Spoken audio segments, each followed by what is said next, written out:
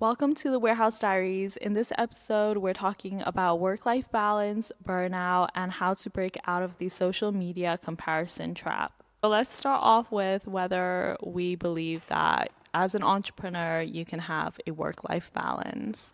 Yeah, to me, I don't really believe in work-life balance, especially when we're starting out, first building the business. In the early years, I would say like the first 3 years, we really didn't have any work-life balance. We would be working crazy hours, and I think you cannot achieve all the things that you want to achieve if you are looking for a balance in between the two. Definitely. At the beginning of our business, we were working 18 hours a day. We would go into the office at 9 a.m. and then come home way past midnight every single day. I think back then was when we worked our hardest, where we put all our blood, sweat, and tears. And to be honest, it didn't even feel like work because everything was new, everything was fun. I feel like we were just enjoying our life, even though there was no work-life balance. We didn't care. This was also during COVID, so there was no sense of FOMO or seeing other people going out and doing things. It was truly that bubble we were in of our own lives and just focusing on what we wanted to do. And I think growing up as well, we never were accustomed to work-life balance. I mean, growing up, we were all focused on education, studying. We couldn't go out with our friends. We couldn't have sleepovers. And it was just study, study, study. So 365 days a year, we would just be studying. So now that we transition to work, it's the same way. We just work, work, and work. Which definitely isn't the healthiest thing, but To us, it's all we ever known. our parents had a rule where you can't have 2 fun days in a row. Yeah, you have to choose. Like, you have to choose which day you want to, and you can only choose the weekend, basically. Yeah, during weekday, school was the priority. And if your friend asked you if you wanted to go out on a Wednesday, I wouldn't even ask my parents. I'll be like, no, I can't. I'm busy. An example of not having 2 fun days in a row was our entire family was over at a family friend's house and they were having a party, we were having dinner, and then we really wanted to stay over their house and have a sleepover. We also wanted to go swimming the next day, but my mom was like, no, you have to choose either the sleepover or swimming. And so we chose the sleepover, but we had devised a plan where the next day we would sneak out of our house. Oh no, wanted to sleep over our house. Sorry. Yeah, we wanted to invite our friends to sleep over at our house and we had devised a plan to just sneak out while my mom was like doing something, watching TV or something, and we said we're just going to the park, which is like 5-10 minutes away from our house. But we ended up walking an hour away to the swimming pool. We just didn't understand why we can't have a sleepover and then the next day just go to the swimming pool. So we told our mom we're going to the park. We had two of us wait outside or like leave the house first, and then the other two people threw out our bags with all of our swimming stuff and clothes out the window, and then they left the house like just a couple minutes later. And obviously, our parents found out we were not at the park after she came looking for us because we were gone for hours. But anyway, Those are the things that we had to do. yeah, this was when I was in year 4. I would have been like 7 or 8, and you would have been 10-ish. We had to kind of make some elaborate plans just to hang out with our friends during our childhood, and we've done crazier things, to be honest, but we won't talk about that. Yeah, there's There's been so many instances where we'll be invited to sleepovers and stuff, and we have our friends knocking over our house, and we just would not be allowed. So, yeah, that was just how we grew up. And that was very normal to us to not have fun. And Not have too much fun, yeah, you can just have fun, but not too much a fun. contained amount of fun. So, yeah, the saying work hard, play hard did not apply to us, unfortunately, growing up. Yeah, I think our parents were, yeah, very harsh on us in that sense. I mean, I to God admit, I think we grew up kind of sheltered life in that way. But our parents also instilled in us work ethic, and in order to get what you want in life, you got to work hard. So I think that is what drives us every day. So, work life balance to us has always just been work and work. Like Rosie was saying, when we were younger, it was just studying, and same with our parents. They would just work all the time because that's the first generation immigrant life. It's funny because I remember our parents would say to us, like, study an hour and then take a 10-minute break and then go back to studying an hour and like repeat. And I think to them, that is what work life balance is, which is actually kind of sad if you think about it. That's not funny. That's just immigrant life trauma. Imagine if you told that to like someone, they would, they would think you're crazy. I know it's very controversial to say there is no life work balance for some people, but I feel like that is the reality for so many business owners and so many successful entrepreneurs that have made it. I think it's truly only controversial for women to say that in order to be successful, you need to sacrifice on having a work life balance. But ultimately, that is the truth for a lot of people. And when sharing our journey of how we started our business, it would just be untruthful to say, yeah, you can have it all, which sure you can, but I think that comes later down the line, and it comes with putting your systems in place and hiring other people, not focusing on growth so much in your business. It looks really different for everyone, of course, but ultimately, we believe that during the first few years of your business, it is more beneficial if you don't have a work life balance because you need to put all your waking hours into your business. A lot of businesses do fail within the first year. And, how are you going to be the outlier and make your business successful? You need to put 100% of your effort into it. So, in a way, our upbringing, it has a lot of disadvantages and advantages to us. One of the advantages is just not feeling FOMO, because I remember people would ask me when I first started my business and I would be packing my orders, and they would just ask like, oh, who's going to be doing all of this when you're on holiday? And I would just think in my head, like, what holiday?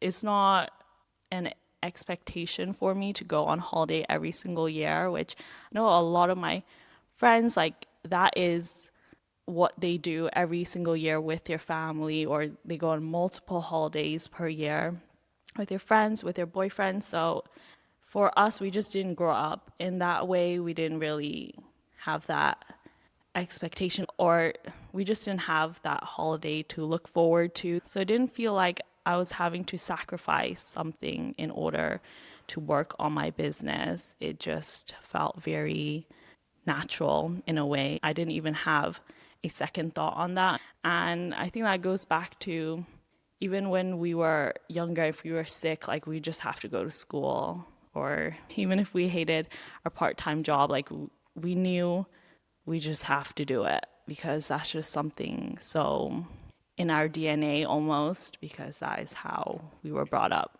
Yeah, holiday for us was probably once every 4 or 5 years. We would go on a summer holiday, as if you can call it that, to Nepal, which is where we are from. So, yeah, that was our summer holiday to look forward to. And yeah, I remember in my first 9 to 5 job, everyone would go on a holiday like every few months or so, and they would always ask me, "Oh yeah, what are you doing this Easter holiday? What are you doing over Christmas break?" I'll just be like, "Oh yeah, I'm just gonna go over see some family or friends and things like that." People at my workplace would be like, "Oh yeah, I'm going to like Florida this winter," or "I'm going to Europe for Easter break." And I'll be like, wow, okay. Like they would tell me like these stories of, when they went on holiday and the things they did and food they ate. And I'll be like, okay, I need to kind of like get on their level because like what? Like I feel like I'm missing out or something going on holiday. So I was like, you know what? I'm gonna book a whole week off and I'm gonna actually do something and book a holiday. So I went online and I was like, I'm pretty sure I went on like lastminuteholidays.com and I was like, I'm gonna go book a holiday in somewhere in Europe. I booked a holiday for our entire family to go to Rome, which was our first proper holiday. So finally, I was thinking I can relate to my coworkers because I would actually have something to talk to them about. And let's just say in that Rome holiday, we had a few family arguments. What's a holiday without a family argument? So basically, Rosie, she is very generous. She booked the entire holiday, planned it, paid for it, everything. And that is where these arguments started coming up. So yeah, I was like, I can't wait to tell our mom and dad, we're going on our holiday, first year of summer type of beat. So I was like, okay, I'm gonna tell mom and dad, okay, let's go on holiday. Yes, I booked it, everything, the flights, the hotel. They don't need to worry about anything basically. The first question that I get from them is, how much did this cost? How much is that gonna cost? Oh my God, like Basically, everything, like every meal we ate, the hotel we stayed at, whatever touristy excursion we were on, or whatever we were doing, shopping, like it's all met with, oh, how much does that cost? And obviously, that comes from not wanting you to spend your hard-earned money on like something they consider maybe frivolous or just too expensive. They would rather you save that money and use it on something they find more important. So anyway, that just caused one of the biggest arguments we've ever had. Safe to say now every time we go on holiday, we have to have a verbal agreement with our parents and just reiterate no asking any questions about how much something costs. and if they do ask, then they're gonna have to pay it in full. Like they're gonna have to pay the whole holiday in full because it kind of sucks out all the fun when you're out and about, like in a new country, and then the question is, how much is this costing? Like, how much did that cost? Oh, no, no, I don't want to eat that because it's costing this much. And to be honest, it's not even that much. Like, and you're only doing like once in a blue moon. So it's pretty much nothing at the end of the day. I mean, it's worth the experience. It's pretty much, yeah, worth the experience. But to our parents, it's like everything. Yeah, I think they are very frugal and just see it as like unnecessary expenditure. But ultimately, you only live once. And so now we know, don't fall into the trap of answering one single question. Like, don't even give them a ballpark of how much it costs. Just ignore them if a money question ever comes up. Okay, so moving on now. Obviously, if you're just working every single day, not having much of a work-life balance, then you are most likely going to encounter burnout. So, have you ever experienced or dealt with burnout? All the time. No, definitely. I think it's very normal to experience burnout, especially if you're working so many long hours. When we first started, I was still working 9 to 5, and then I would be working throughout past midnight, helping in the business. I remember even in our first office, we would feel burnt out. Well, we would just feel tired throughout the day, so we would take naps during the daytime just to keep our energy levels up when we do work the night shift. Yeah, I definitely remember 2 years into the business feeling burnout, which lasted, I think, a long time, like over a year almost. And ultimately, I think for me, I don't find myself to have burnout when I'm working long hours. I think if I'm doing something that I enjoy or something I believe in, then I can just keep going. But when you start to encounter a lot of obstacles, or even when you start moving the goalpost of what you want to achieve, is when I start to feel really burnt out. And I think that is just setting expectations on myself that just push myself over the limit. When you're running a business, it's very typical to work weekends, long hours, but I don't think that's normal for a human body to go through long term. Short term, of course, you can do it, but long term, you're definitely going to hit a point in your life where you just know physically, mentally, emotionally, everything. You know that you cannot go any further. You know that you cannot live your life like this all the time. So I think that is when you know you have to take a step back, look at what you've all achieved. Because I've always hear other business owners saying they just don't know when to stop. Like you hit this goal and then you're like, no, I want more. I'm gonna push myself 20% more of what I achieved last month. And then it's gonna be another 30%. And also kind of links to kind of never really happy or satisfied with what you've achieved. And I think that is again what can lead to burnout. Yeah, I definitely remember a period of time where I would go to bed and just think in my head everything that I could have done more that day or everything that needs to be done. And with that mentality, nothing you do is going to be good enough.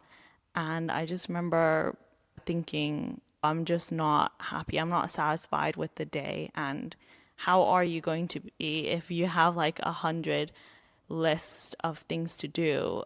You know, of course, there's always something that needs to be done, but you need to just have a grip on reality, perhaps. Like, you need to just prioritize things and realize that you can't do everything because you're just one person at the end of the day.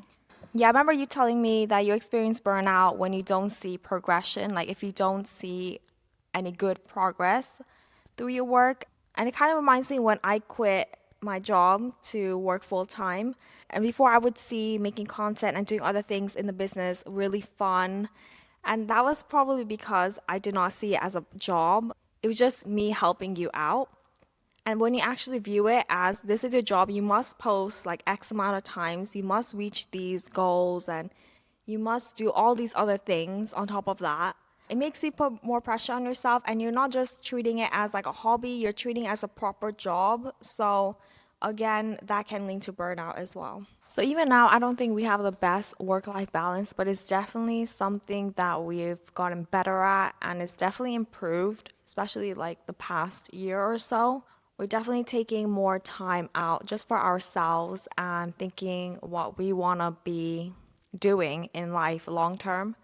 Because I think we hit a point where it's kind of like your business becomes your identity, and I don't think that's the healthiest. I think once you go through a period of burnout, that's when you start thinking about work life balance and, you know, just other things that you need to incorporate in your life in order to just feel happy or just have better mental health overall.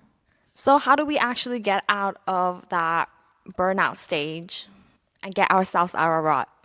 I think ultimately you have to find little joys in your everyday life. You have to also prioritize, I think, at least one thing every single day that you do just for yourself because you genuinely enjoy it. Not like, I think, yeah, exercising is important and reading and meditating, whatever health habit there is super important. If you're just forcing yourself to do it, then that's just another one of your tasks in your day. So you need to find one small thing at least that you actually enjoy and you're excited to do. I think for me, I like to find a new hobby or something I can just focus my mind too and not think about everything else. And just take time out for yourself and to realign your clear vision and goals. But I think the most important thing, like you said, is to find fun in your everyday life. And it doesn't have to be like, oh, yeah, I'm going to do this great thing or I'm going to treat myself to something big. It's just like, oh, yeah, I'm just going to treat myself to a little fun drink or just read 10 pages of a book that I'm enjoying. And again, it's all about putting everything back to perspective because I feel like perspective is everything. Yeah, you have to ground yourself. You have to humble yourself sometimes and just remind yourself how lucky you are in whatever position you may be in. Just remind yourself, like, if you are in a shitty position, that you can get out of it. If you are in a good position, to remind yourself to be grateful for it. And in terms of having things to look forward to, like, book that holiday, book a concert, book something that you are excited for, and have something that you can look forward to. Because I think also when you're running a business, at the beginning of it, we wouldn't really want to book something so far out in advance because we never know what's going to happen. Maybe we have to go on a work trip, or you don't have a daily schedule in business often. So I think we would avoid doing that at the beginning. Now we just block out certain dates. And even if there is, and even if something does come up at work, that isn't our priority for the most part. Recently, I heard someone say that on their bad days or in the days that they are struggling to get through, they actually reward themselves and treat themselves, which is kind of like the opposite because usually when you achieve your milestone or you hit a goal that you've been wanting to reach for a long time, then you think, okay, I'm gonna reward myself now. But I remember she said, no, you need to reward yourself on those days that you are struggling to get out of bed and actually doing the things that you need to do because it just puts you in that mindset of feeling good. It gives you a glimpse of hope and keeps you keeps you pushing through because not every day in your business is going to be a good day. Overall, when you're feeling burnt out, that is an indication that you have not prioritized your mental health and your overall well-being. Yeah, before I used to not take my mental health seriously, even though I've noticed it's always something I've dealt with my entire life. And yeah, your body definitely keeps score. In order to prevent burnout, you need to ultimately manage your stress levels. I always think, how stressed am I right now in this moment and in this period of my life? And I think rather than managing my work-life balance, I always try to manage my stress levels because that is what allows me to feel just more content with my life, because I could be having that 60% of work but just hating it, and then 40% just having a great time in my personal life. But that is not really going to manage my stress level in an optimal way, because that's just like a lot of up and downs. For me, I would rather just have it be maintained at a constant rate. So now moving on to our final topic, which is social media and how we deal with comparison. Yeah, it kind of links back to mental health and social media. Definitely, I feel with the rise of social media, the rise in mental health deteriorating has increased. I think with myself, throughout my whole life, I've compared myself with other people. It's only recently where I've realized that is not a healthy mindset. And once you stop focusing on other people and comparing yourself, your life definitely starts to improve because that attention that you're placing, that mental load that you're placing, looking at other people, what they're doing, what they're achieving, you just start focusing on yourself. That just lifts a Lifts a burden. weight off Yeah, your just lifts a shoulders. weight off your shoulders. People obviously get validation from lots of different things, whether it's how you look, your relationships, or how much money you have, how many followers you have, how many likes you're getting. Yeah, like I mentioned before, I would always get my validation from how well I was doing at school.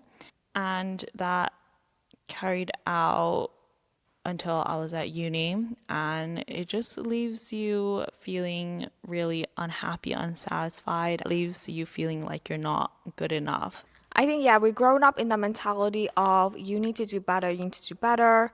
But I think that is very toxic, like you said. I think now we've learned we just need to try our best. And if our best is not good enough, then so be it. That's just the way that we are.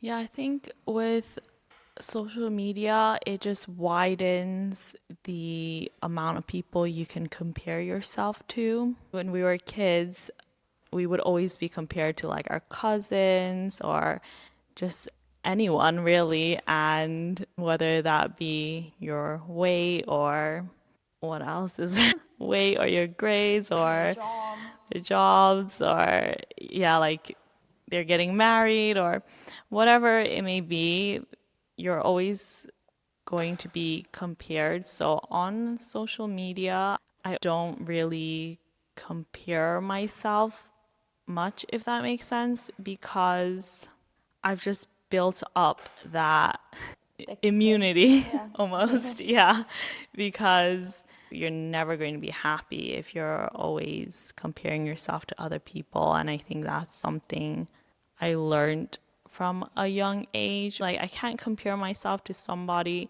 if I don't put any importance to it. So I just don't feel any type of way about it. And I think you just have to program your mind into just not putting much importance or value into things, to just things in general. I don't know if that makes sense. I just always think to myself, like, am I happy? Is this making me happy? If you're looking at someone on social media and you don't feel positive vibes, then just don't watch them, which is it's difficult because it's almost like addictive probably, but you just have to genuinely just delete the app. If you're not feeling like motivated or happy for other people or positive, then you have to delete the app until you're in a healthier mindset. Yeah, I can see both sides because sometimes when you do compare to yourself to other people, you do get that drive like, oh yeah, if they can do it, so can I. So it kind of motivates you and pushes you to your limits. And then other times it just makes you feel complete crap. Ultimately, I think I've just had to really value the importance of social media in my life. Obviously, social media literally helped the success of the business so much. And so I always see social media as a positive, and it could easily just completely deteriorate my mental health if I let it, if I didn't have a grasp or have a sense of control over it. But I do have that mindset where I don't let it take over my life. If I see someone that kind of, mildly irritates me, I'm just not going to watch. I'm not going to like hate watch people. I think that is something really toxic and it actually harms you more than you think. In order to do that, you gotta have self discipline. You gotta have self discipline. You have to have self respect and just think, is this benefiting me?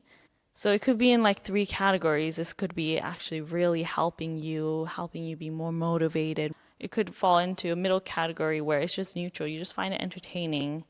You like seeing what other people are doing. Or in a third category where it is just toxic and you are just Guilty. yeah, I think that's so real though, because I'm not saying like I've never experienced that. It's very normal to have moments like that, but if you start fixating on it, I think that is really dangerous territory to be in because it starts to consume your life. All in all, I feel like social media is so powerful and you can literally change your life with social media, just like how it has done for our business. Although there are negatives to it, again, it's all about perspective, and yeah, you gotta have that in mind.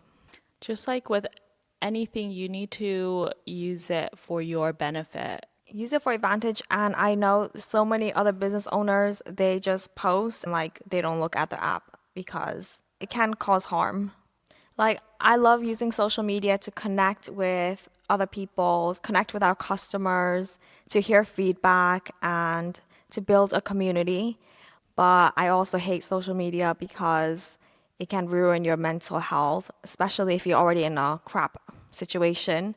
It can just spiral you into a really dark place. And also just brain rot. Brain rot is, I think that is the most harmful thing about social media. Well, not the most harmful, it's just really unproductive. I think I could spend hours on TikTok just participating in brain rot because it's fun, but it's also just kind of mind numbing. It's a distraction at the end of the day. Yes, that's what it is. Distraction. So if you want to stay focused, I would not be on social media. Yeah, I don't know how kids these days, like the attention span, I'm sure has gone down because I can feel it with myself. Like, Yeah. because when you're at school, you would like use your phone under the desk, but it was just to text and then you would stop using it. But I don't know. Now I think maybe if I had TikTok, would I be scrolling like during a lesson? Of course, I think you would be. If it was like boring, then maybe. My attention span is so bad that I literally will be on TikTok, have a YouTube video in the background, and I'll be doing something else as well in the meantime. That is how bad my attention span is. And I think you would definitely be using TikTok if you're in school because I remember when we went to the cinema to watch a movie, and you said, just out of instinct, out of reflex memory, you just pull out your phone and went on TikTok. So that is how cooked we are. That's very embarrassing, but actually, I do think I remember that because I took out my phone to look at the time and then my thumb just instinctively. Went on TikTok. Yeah. Anyway, but no, seriously, like I remember when I was like 16 in school and I had to study for exams, and the distraction would be YouTube, which is at least it's a long form piece of content, right? But I think now, even with YouTube videos, I find it difficult to get through it sometimes after watching like 2 times speed or even audiobooks and stuff like that. It's not good. It's not good at all. But that's because we're like, well, I'm a millennial, and I think obviously these new kids, they are evolving. They're thinking in 2 times speed Yeah, too. literally. Okay, period. Go off, future generation. Okay, so we ran out of time today to do our usual outros, but let us know in the comments if there are any topics you would like us to cover in this podcast, and we will definitely do that. Or if you have any questions that you would like us to answer, leave them in the comment section as well.